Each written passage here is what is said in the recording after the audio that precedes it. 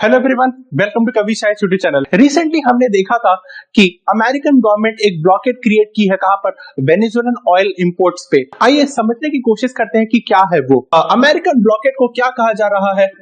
Gun boat diplomacy. Now gun boat diplomacy का मतलब क्या है? It is nothing but the Venezuela is being choked. Why the Venezuela is being choked of its main resource of income? Because Trump government चाहती है कि जो मडूरो सरकार है वो स्टैंड डाउन करे ना। हमको ये समझना पड़ेगा कि क्यों ये ऐसा करने का कोशिश कर रहे हैं। अब अगर हम देखेंगे वेनेजुएला कैसा कंट्री है, एक साउथ अमेरिकन कंट्री है। साउथ अमेरिकन कंट्री है जिसका बहुत ही ज्यादा सोर्स ऑफ इनकम क्या है, उसके ऑयल रिजर्व्स में से है। बट आइए समझने का कोशिश करते हैं कि क्या है और क्यों इस ब्लॉकेड को किया गया है। अगर हम देखने का कोशिश करें कि क्या वो इंपॉर्टेंट फैक्टर्स हैं, तो 4 इंपॉर्टेंट फैक्टर्स निकल के आते हैं।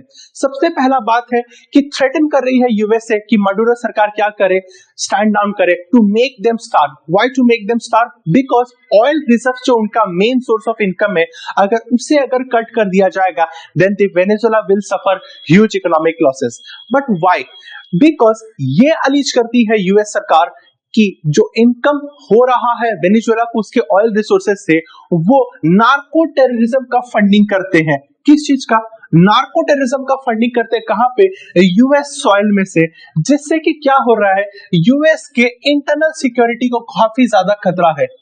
और इसका एविडेंट मैसेज कहां से आता है? जो फेंटेनिल क्राइसिस होता है यूएस में, जो drug overuse, drug overdose, drug abuse की जब हम बात करते हैं, it is clearly evident in America. उसी चीज को आगे बढ़ाते हुए अगर मैं बोलूं कि जो शैडो फ्लीट का इस्तेमाल कर रही है वेनेजुएलन सरकार, ये शैडो फ्लीट एक नया टर्मिनोलॉजी नहीं है। हमने रशिया के केस में भी सुना था कि रशिया भी शैडो फ्लीट का यूज कर रही है, वेनेजुएला भी शैडो फ्लीट का यूसेज कर रही है।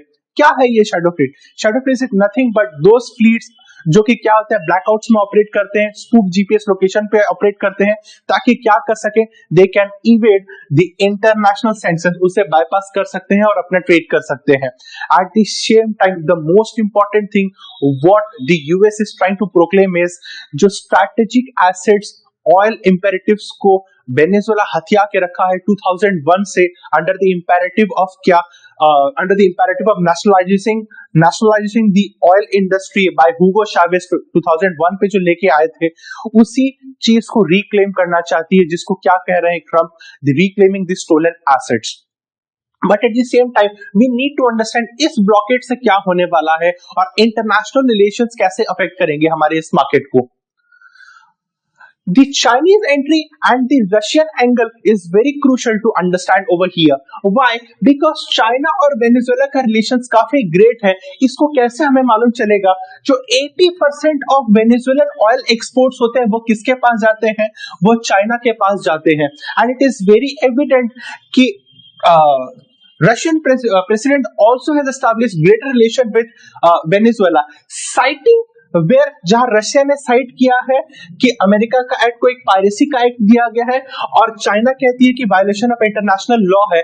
This has clearly pressured Trump and it remains to be seen कि वो क्या करते हैं। अब ट्रम्प क्या समझते हैं कि चाइना और रशिया ये दोनों क्लियरली एक थ्रेट है यूएस के लिए, बिकॉज वो सोचते हैं कि एक पोलराइज वर्ल्ड हो रहा है जहां पे क्या कर रहे हैं, चाइना और रशिया लीड करेंगे against America. But at the same time America अपने दुश्मन खुद बना रहा है लोगों को by such diplomacy, and this gun boat diplomacy clearly signals out where the Trump administration is. And China clearly अपने इस डिप्लोमेसी से वेनेजुएला के साथ खड़ा है और ये प्रूफ करने की कोशिश करेगा that America is not in a clear position of becoming a world super power, and उन्हें टॉपल करने की भी कोशिश करेगा। Now it remains to be seen what the world order says. I hope आपको इस वीडियो से समझ में आया होगा। Thank you, stay connected.